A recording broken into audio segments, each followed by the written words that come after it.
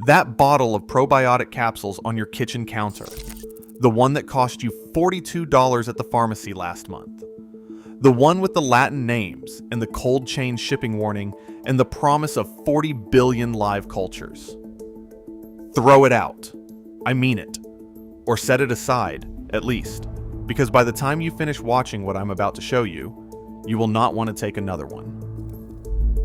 There is a drink an Amish woman in Geauga County, Ohio, handed me in a chipped enamel cup 3 winters ago, and within 72 hours of sipping it morning and night, my gut quieted down for the first time in 9 years.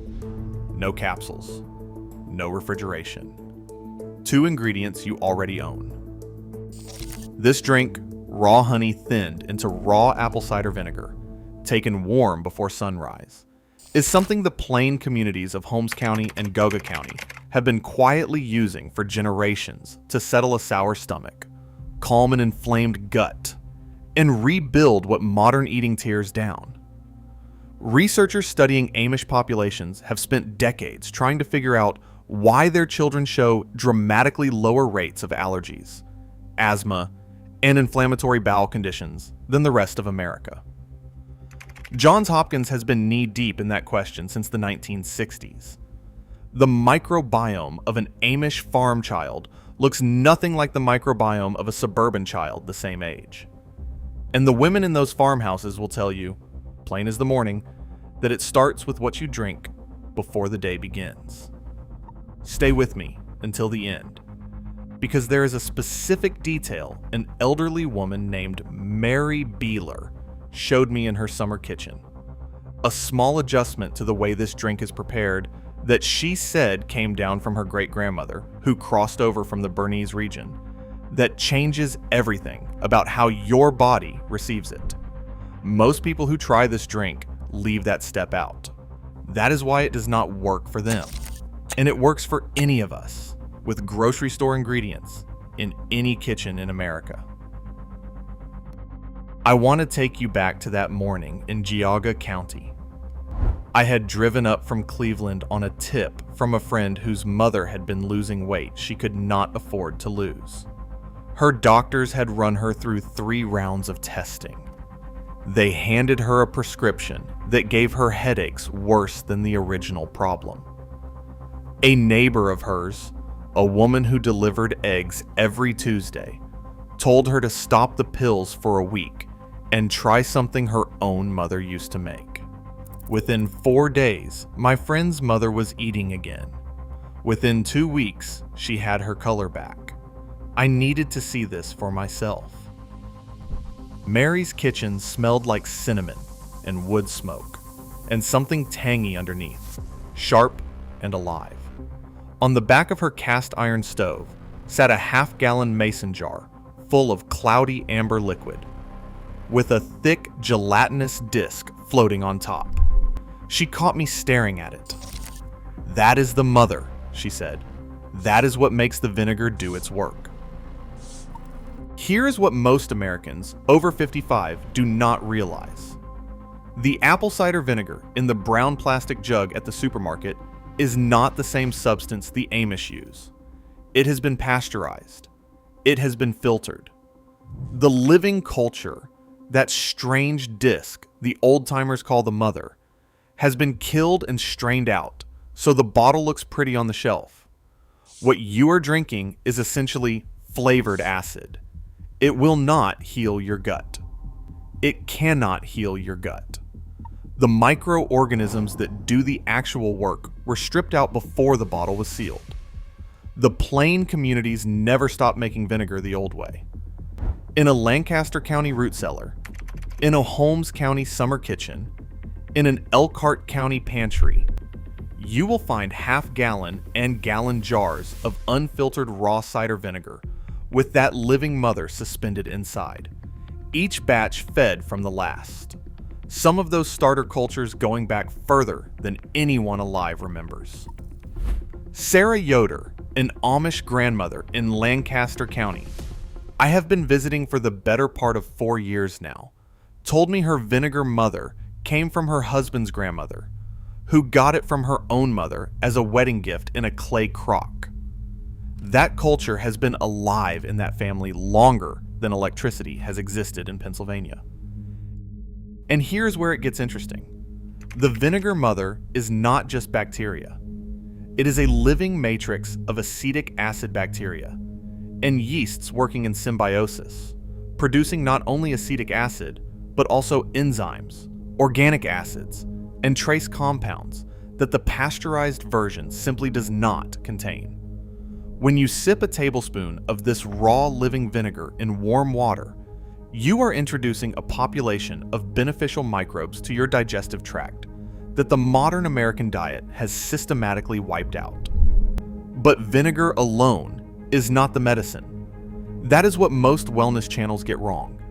They tell you to drink apple cider vinegar in water and call it a day. The Amish never did it that way.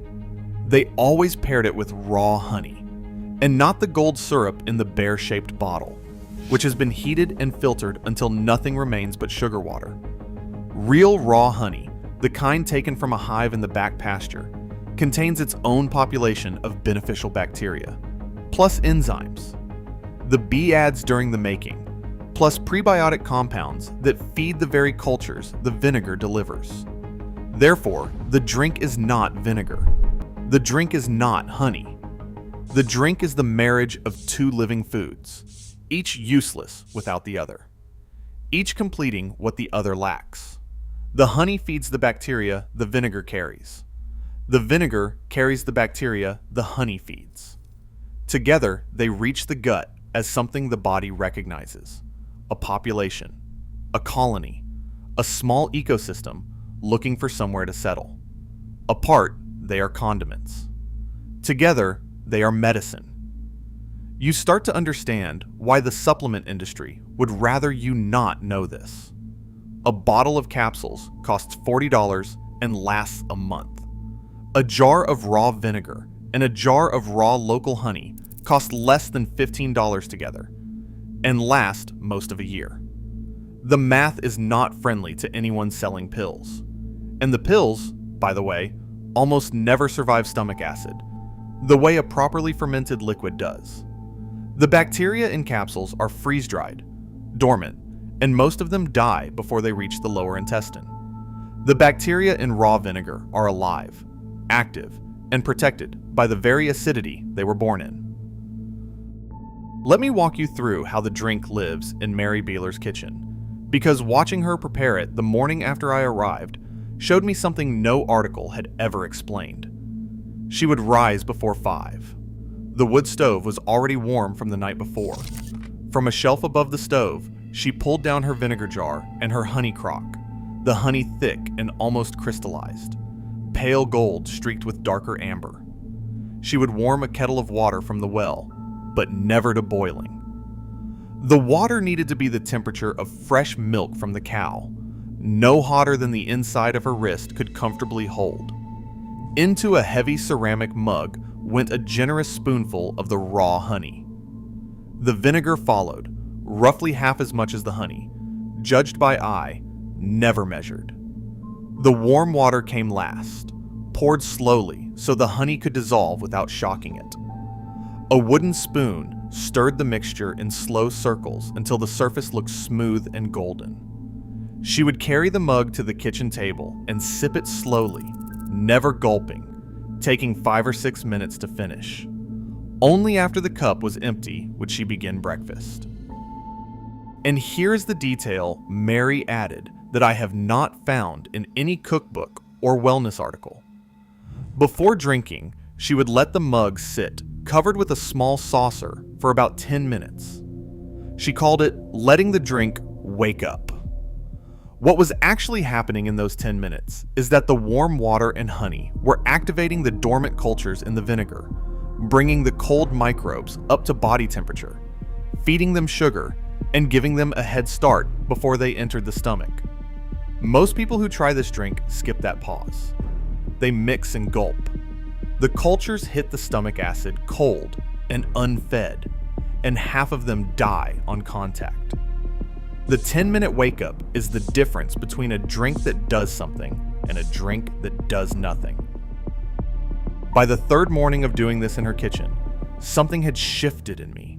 The low, constant ache I had carried under my ribs for years, the one I had been told was just stress, just age, just life, had simply stopped. I kept waiting for it to come back. It did not. I came home with a jar of her vinegar mother, wrapped in a cotton cloth, and a quart of honey from her son's hives. And I have been making this drink almost every morning for 3 winters now.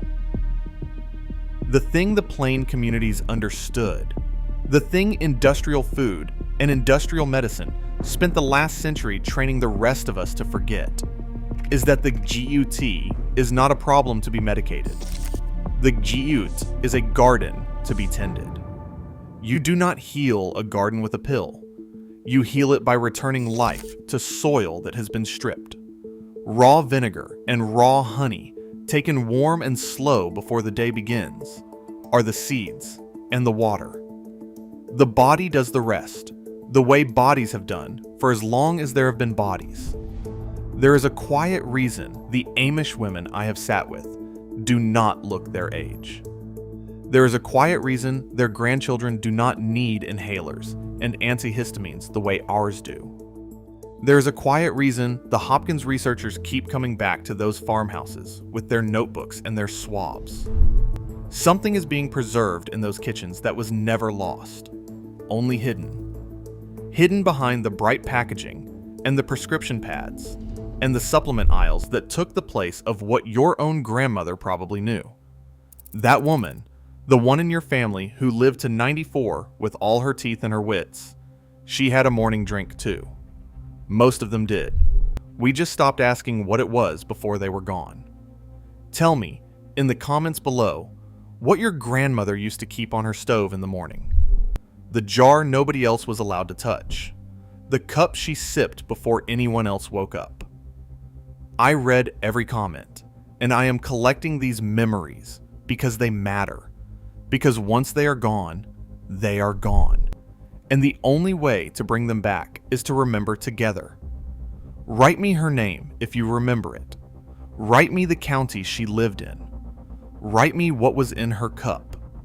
If you are the kind of person who would rather sip something your great-grandmother would recognize than swallow something a laboratory invented last year, subscribe and stay close. Next week, I am sitting down with a Lancaster County midwife who showed me a bedtime tonic her family has been using to break a fever in children for over 150 years. 3 ingredients, all of them in your pantry right now. And it works faster than anything in the medicine aisle.